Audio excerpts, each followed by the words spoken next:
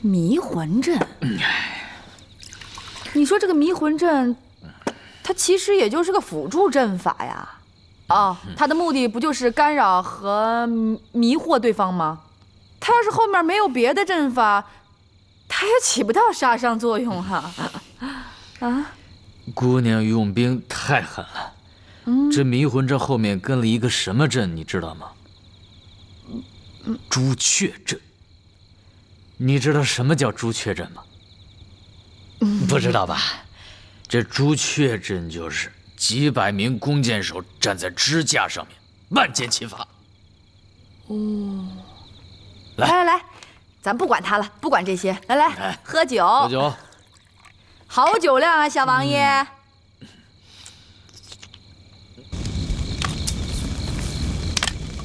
这次我带的人马都训练有素，不但精通18般武器，射箭也是好手。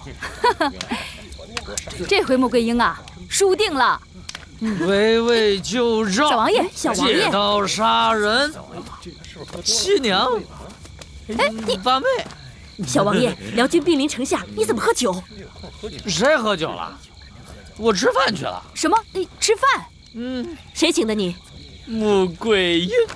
穆桂英，我怎么了？我睡觉去了，睡觉去了。让开！哎，小王爷，小王爷！哎呀，不用问，小王爷定是把我们的计划告诉了穆桂英。哎，穆桂英竟然用美人计套小王爷的话，真是为人所不齿。两军对垒，有什么计都不为过。可是如今我们的计划已然被穆桂英知道了，这下一步该如何是好啊？将计就计，将计就计。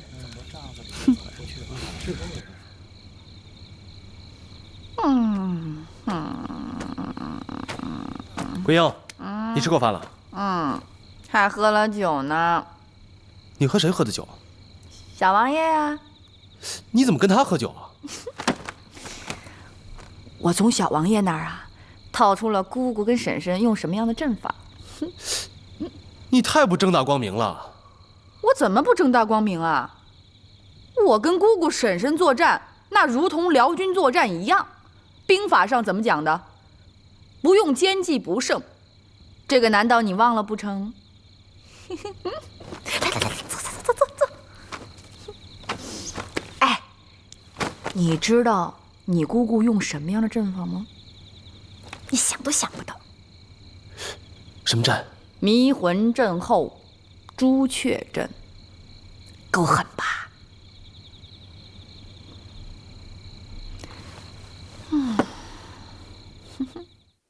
现在轮到你们双方较量了。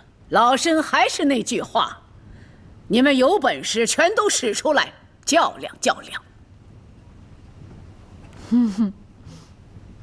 杨元帅，你还有什么吩咐吗？孩儿听娘的。好。那你们各自下去排兵布阵，老身和杨元帅就看你们的了。遵命。遵命。请。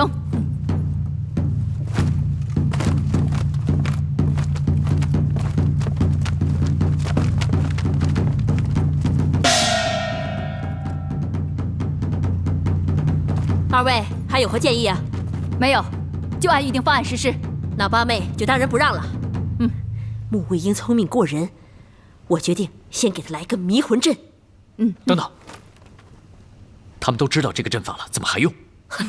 小王爷，这个你就不用担心了。哎呀，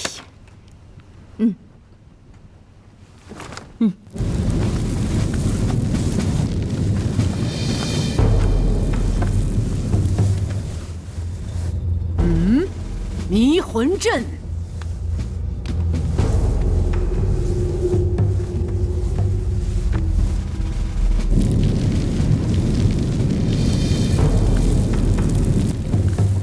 穆桂英一时很难判断对方使用什么阵法，而且心烦意乱，兵将也会不寒而栗呀。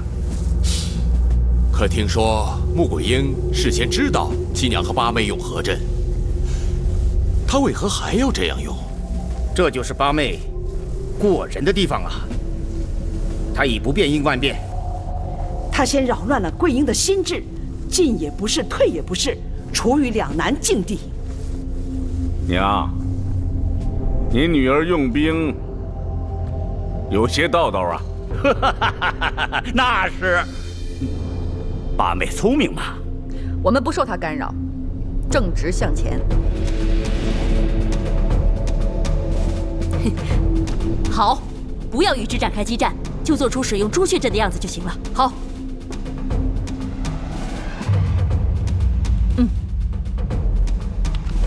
好。哈，对方跟我们交手是想把我们的兵将全都阻击在这朱雀阵能够射杀的范围之内。姑姑用招真狠，可是他投入的兵力并不足，而且这抵抗不甚有力。彩云，不跟他玩了，向后迂回。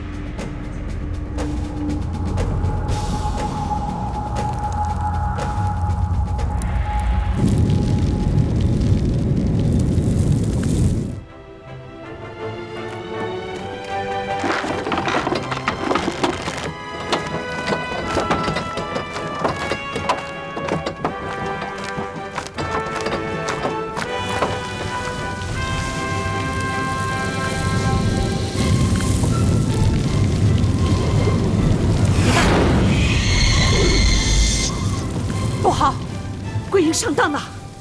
七娘八妹摆的是白虎阵，那个虎尾马上就要横扫桂英和宗保了。桂英虽然聪明，但毕竟不如八妹老了，兵败已成定局。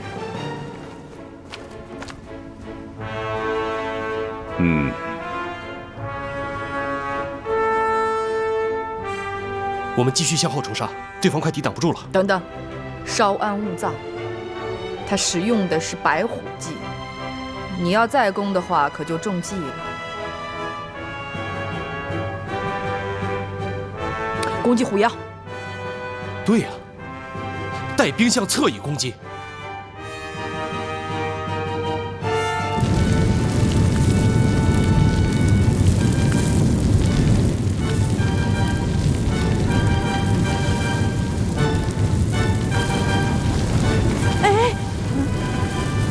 怎么用这招呢？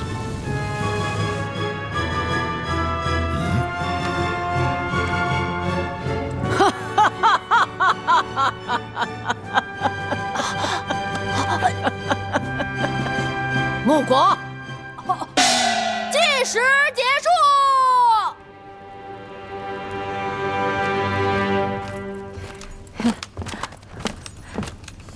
老太君。桂英啊，哎，姑姑问你，你带军向后攻打，为何突然改攻侧翼？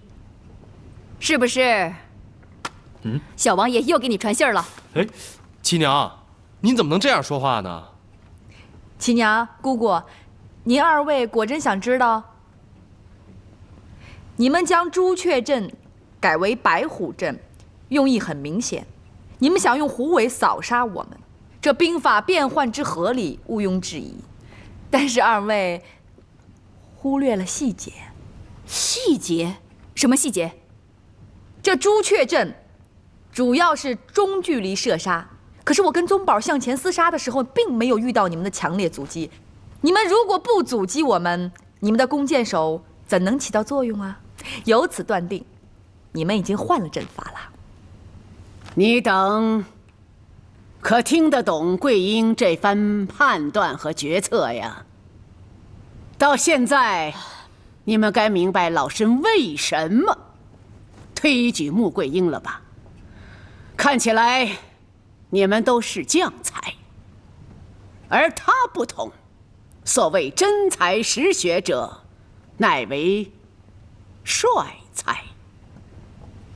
你们知道匠人的特点是什么吗？匠人的特点是，能把别人的东西效仿的惟妙惟肖，但他效仿的再精确，充其量也不过是个匠人。这匠人呢，是不会创造的，会创造的人才是大师。老身今天不是贬低你们呐，而是肺腑之言。杨元帅，昨夜我已写好了辞帅奏折，准备启奏圣上，让桂英代我行使元帅之职。父帅，桂英年幼，尚无跟着辽作战的经验，如此大任，我不敢担当。担当不起也要担，大兵压境，没有回旋的余地。桂英深知这大理，但孙媳刚入朝为官，况且又是一介女流，这万一要是服不了众呢？有我杨家上下力保，兵将自不敢多加妄动。是啊，只是朝中文武大臣不明前方战事，会竭力加以阻挠。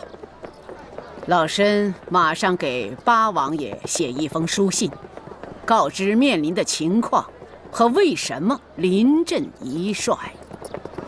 可是我……孙媳不要多说，为了大宋社稷和百姓，你没有推脱的理由啊。是啊。哎。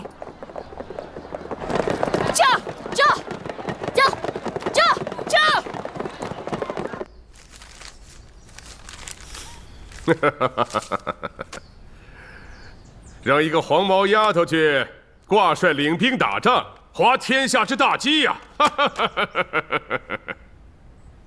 宣文武重臣上殿。奴才遵命。吾皇万岁万岁万万岁！众爱卿领什么？谢圣上。众爱卿，这是杨延昭的奏折，他要辞请他的元帅之职，推荐他们家的儿媳妇穆桂英挂帅。这是个女人。圣上，大谬，天下大谬啊！哪有元帅临阵请求辞职，更没有推荐一个刚出茅庐的黄毛丫头担当元帅大任的。圣上，杨延昭此举乃天下奇闻，他这是在拿大宋江山和黎民百姓开玩笑。圣上，为保大宋，杨家是搭了几条人命，所以他才自恃有功，给圣上出天大的难题。你这话什么意思？杨家为保大宋，战死疆场那么多人，杨家从未抱怨过圣上。你什么时候见过杨延昭给圣上出过难题啊？难道说杨宗保和穆桂英之事不是给圣上出难题吗？那是儿女私情，岂能和国家大事相提并论？不错，杨延昭给圣上的奏折，本王也不甚理解。可是本王知道，他这么做必定有他其中的道理，所以本王劝各位不要意气用事，妄发议论。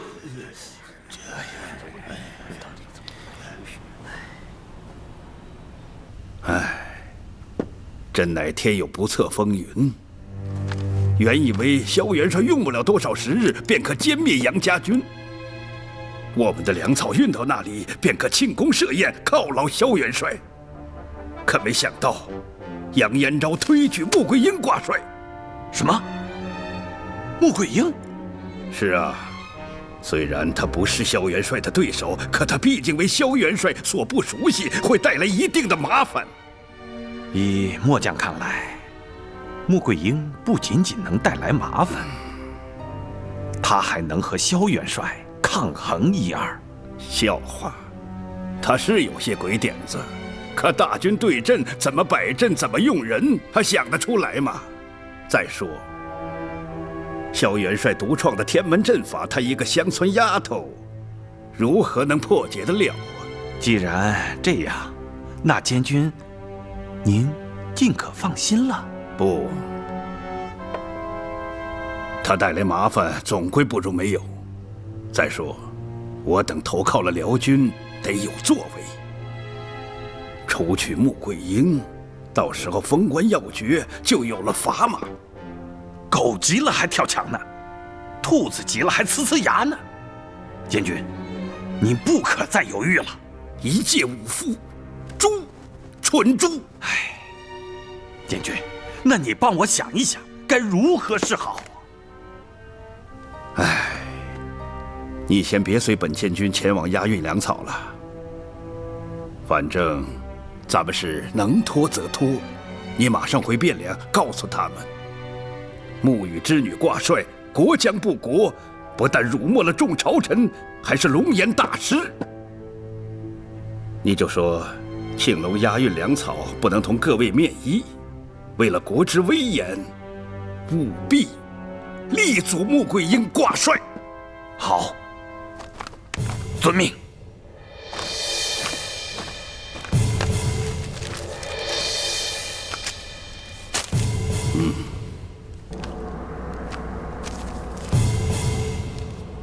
既然杨延昭已经递上了辞呈，必然有他的道理。诸位爱卿也不必在意了。当下，当务之急是要选出挂帅之人。启禀圣上，现在是很难选出挂帅得力之人。可是杨延昭推荐儿媳挂帅，实乃不妥。先不说穆桂英乃一介女流，光她的身份就让众臣不能接受。谁都知道，穆羽过去是北汉名将，太宗夺得天下后，他依然不从，率众匪隐匿在木柯寨，与朝廷抗衡。他闺女穆桂英挂帅，岂不乱了朝纲？圣上，穆桂英挂帅乃天理不容。且不说他父亲和他一直占山为王，与圣上对抗，就说他和杨宗保之事是闹得全天下沸沸扬扬。如果让他挂帅，圣上，臣民就会把圣上取消婚约和他挂帅之事联系起来，那么圣上的颜面何存？众大臣也会觉得很窝气。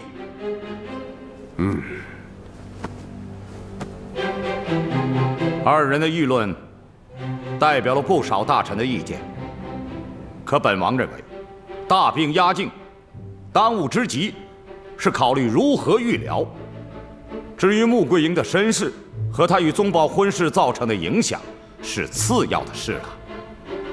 一个是西瓜，一个是芝麻，我们要哪一个，不言自明。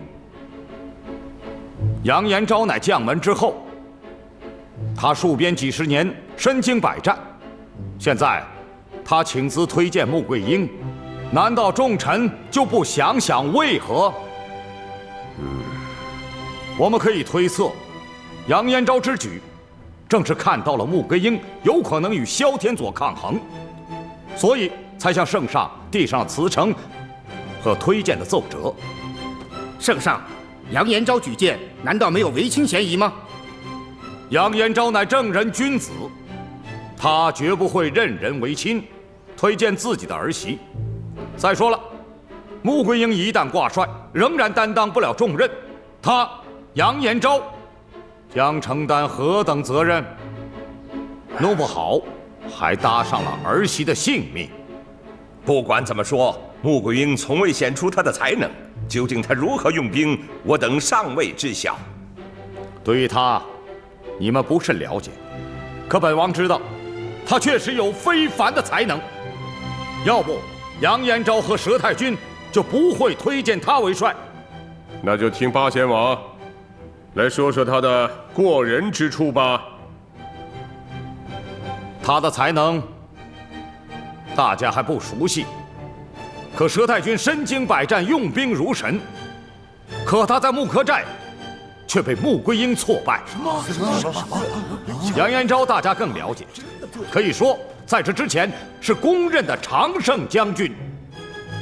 可他也被穆桂英擒过。这些事，本王本不想说，可事情迫在眉睫，不得不说。圣上，不管怎样，让穆桂英挂帅乃操之过急。如果他真有才能，可以让他辅佐杨延昭。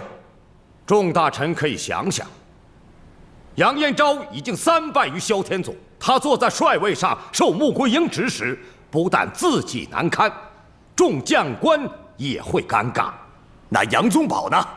杨宗保也是咱们大宋出类拔萃的将才。对，他是个将才，可是将才不是帅才。他和穆桂英几次交战都败了，让他为帅，当然不如穆桂英。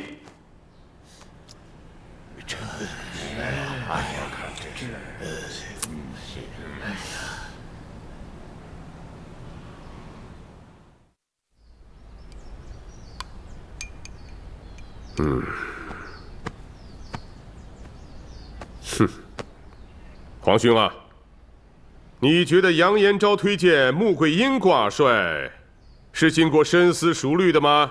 圣上想想，天波府那些夫人，哪个不是久经沙场、精通兵法？他们的作战经验都比穆桂英多。可是，为什么杨延昭不推荐他们，而单单推荐穆桂英？就算杨延昭识人有偏差，可佘老太君不会看走眼吧？他早年跟杨继业在疆场驰骋几十年，经过多少战事，阅尽多少沧桑，挂帅这样天大的事，他怎么会有疏忽呢？你说的有道理啊，但是朕还是下不了决心呐。还有女人挂帅带兵，历史上没有啊。再说她毕竟曾经是草寇之女，让人听起来匪夷所思啊。圣上，有些事是不合常规，可是辽军已经威胁到汴梁，再谈循规蹈矩，岂不误了大事吗？朕不能让杨延昭辞职，让穆桂英辅佐他，是形势的发展所定。如果穆桂英真能担此大任，再考虑他挂帅不迟啊。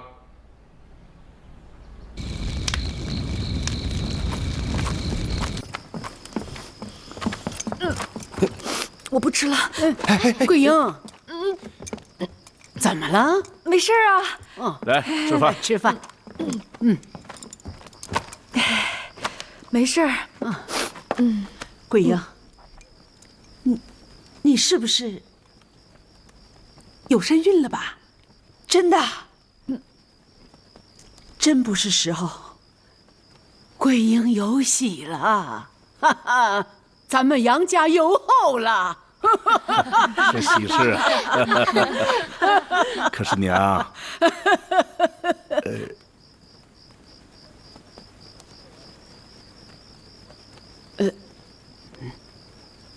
吃饭啊，吃。来，桂英。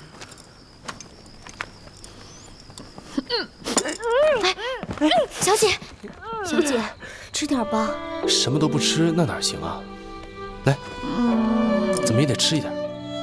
我不想吃。来，他怎么能吐得这么厉害呢？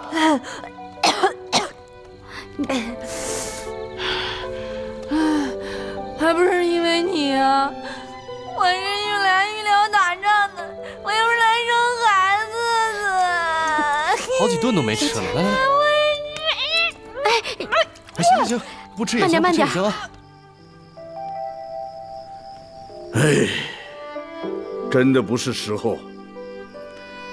且不说圣上准奏桂英为帅，得下多大决心，还要力排众议。即使圣上真的认桂英为帅，颁了圣旨，他现在这个样子，如何担当元帅重任呢？桂英怀孕之事，不能让任何人知道。报，元帅，圣上派人来了。圣旨到。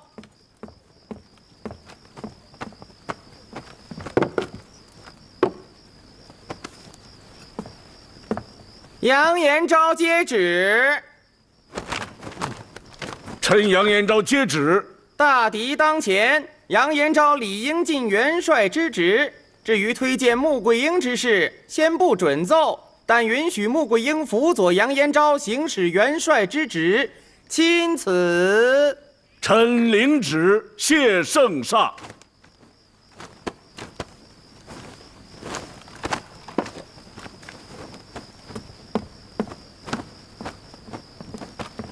宋公公，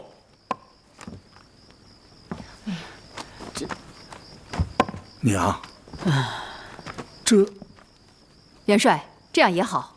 桂英突然有喜，无法担此重任，我想圣上安排甚是合理。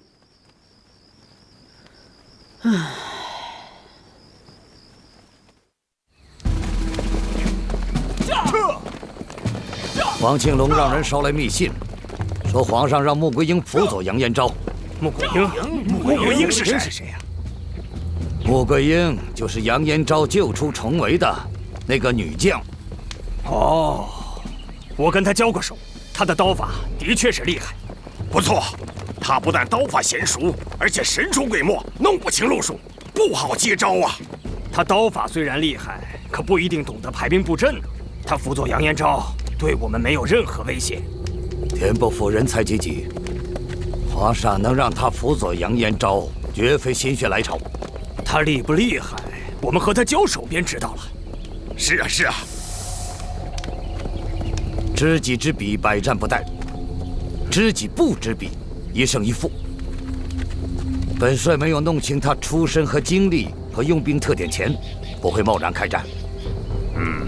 哈将军，末将在。您赶快去找王庆龙，让他把穆桂英的出身、经历和用兵特点给我搞清楚。是。萧天佐从13岁跟他哥哥萧天佑和我们作战，可是他从未亲自上阵与我们厮杀，所以我们对他知道的甚少。可是这个人用兵深思熟虑，从这3次交战，老身就看出他确实是个帅才。我也是通过这3次战役，发现此人有一特点：此人肯定学过道学、阴阳之说，所以我很想了解一下他的师傅是谁。这个恐怕不太好打听。我知道不好打听，所以我才想劳烦各位去打听一下，因为不管这学生是学骑、学剑还是学兵法，都跟其师傅有相同之处。如果了解他师傅是谁的话，对他兵法上的掌握也能充分一点儿。这事老身已派人去打探了。奶奶费心了。桂英啊，你多日不进餐了，这样不行啊。空腹如何辅佐元帅呀？啊，再说腹中的重孙儿也不行啊。好，孙熙听您的。我吃。来，慢点。来。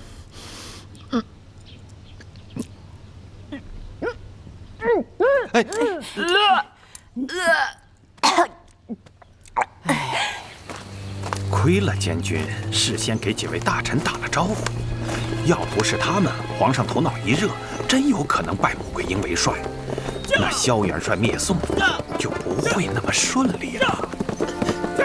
走，走，怎么回事？禀报苏御史，有个商贩愣说是王监军的同乡。3关交战之地，哪有什么同乡？轰走！怎么着？我说你不是吧？走！慢，王监军，我是你同乡啊！你出来！等等，苏大人，此人往来南北贩卖皮毛的小商，当年在黄河岸畔确有小婿呀，您不会忘了吧？哦，果然是同乡啊！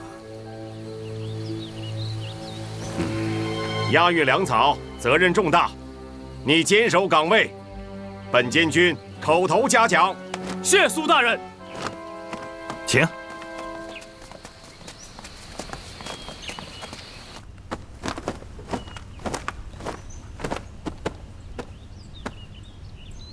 你是何人？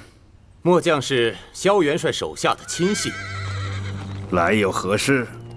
萧元帅让你速把穆桂英的出身、经历、性格和用兵特点弄清楚。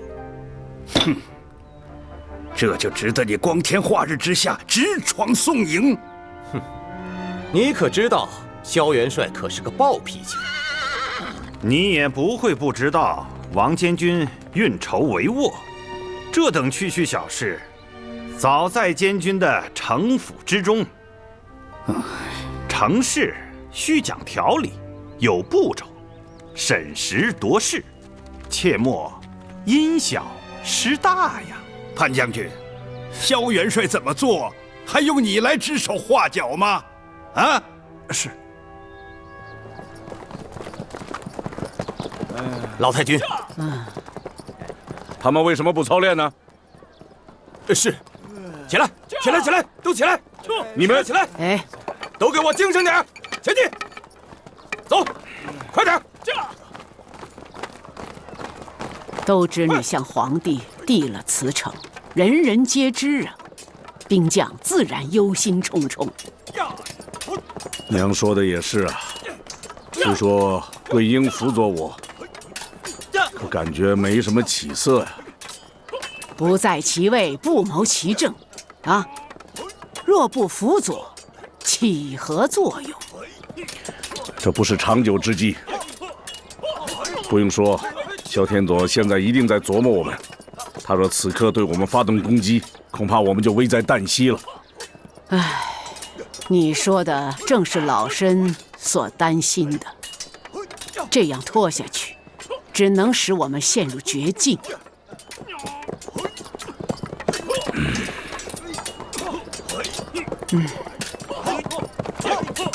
石虎镇、长蛇镇、太阴镇。小姐，朱雀镇，你还是好好休息吧。那么些天没吃饭，把苦胆都快吐出来了，洗都洗不掉。别打岔，别打岔。杨将军，杨将军，哎，杨将军呢？他在巡营呢，出什么事儿了？杨元帅他中风了。我不说了，我不说了。站住！他怎么会这样啊？你还是好好休息吧。彩云，快带我去。这奶奶。杨元帅，少夫人来看你了。别扶我，别扶我，小姐。奶奶，我爹他爹。谁让你们惊动了桂英啊？我去找少将军，少夫人非得跟着来。奶奶，我爹他怎么了？元帅心事太重，是旧病复发。上回元帅犯病啊，就差点要了命。爹，爹，都怪桂英不好，不能助您啊！要是桂英，扶他回去。小姐，走。哎呀，没事，行，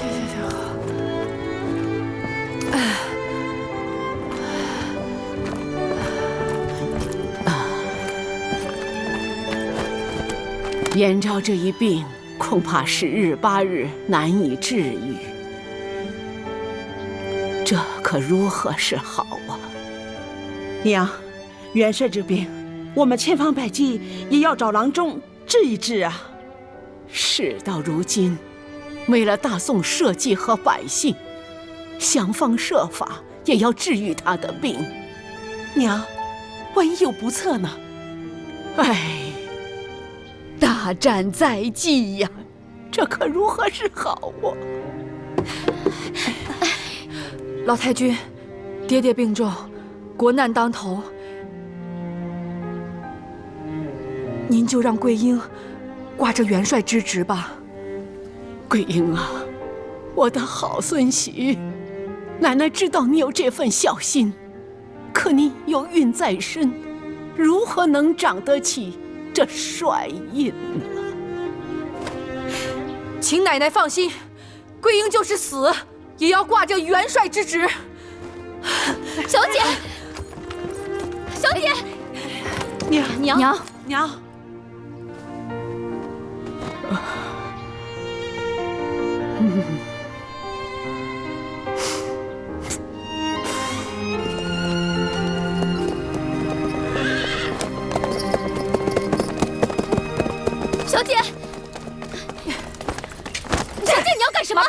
小姐，让开！小姐，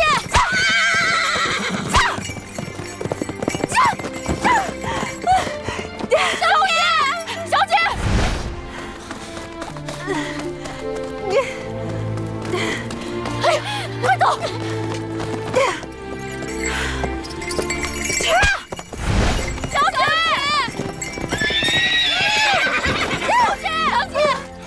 桂英，你不要命了！你怀着我们的孩子，你知道吗？我知道。那你知道还这么做？我就是因为知道，我才这么说。桂英，你不能这样，你不能。这是我们的孩子，也是天波府的孩子，你没有权利伤害他。大敌当前，难道他比天下的百姓都重要吗？那我也不能让孩子没有出生就毁在你的手里。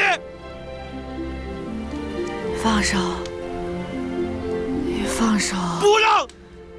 你这站住！桂英，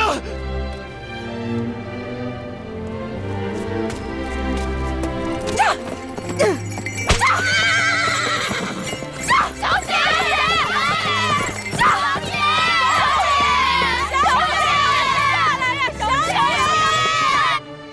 桂英挂帅，担子重似千斤呐。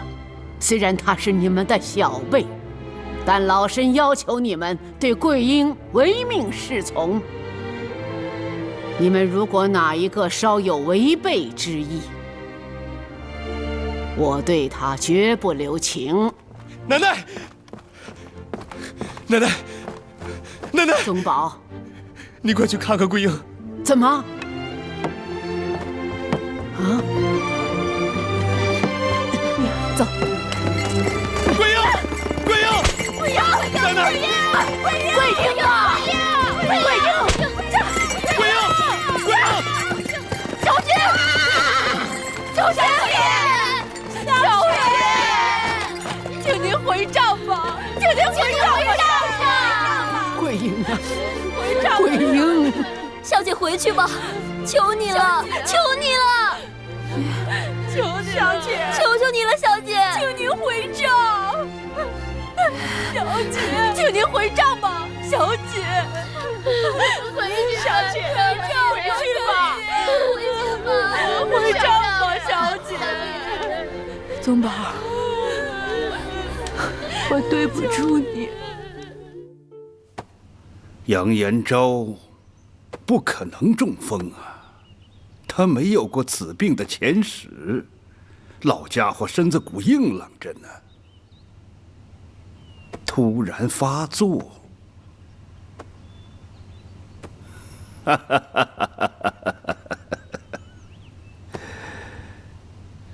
是想将帅印交给穆桂英，欺君罔上，胆大妄为。哼哼。这是佘太君和杨延昭逼迫圣上之计呀！皇天在上，佘太君呀，佘太君，你躲过了初一，可躲不过15。杨延昭啊，杨延昭，纵使你魔高10尺，也挡不住啊道高千丈。监军，绝不能让他们的阴谋得逞。去，派个人把这个送去汴梁，处理完这事，直接去三关，带我去探视杨延昭，弄清是否真病。潘冲，明白，明白才怪。鸡一嘴鸭一嘴的，动不动就乱嚷嚷。别忘了你姓潘。哎，对，冲动是魔鬼。明白就好，明白才有明天。明白才有江山。学生铭记恩师的教诲，铭记终身。我这就去办。去吧。哎，等等。杨延昭问起粮草之事，你如何回答？学生就说，王监军正克服艰难险阻，向边关接近。去吧。告辞。冲动是魔鬼，哼！我看你就像个鬼。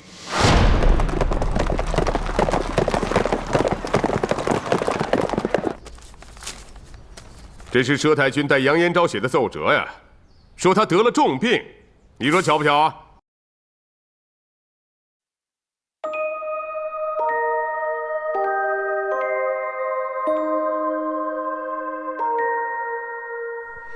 我的心里，你是一尊雕像，铁血沙场，你是战马脱缰，舌掌回响，你是杨门女将，点点胭脂，你是一朵丁香。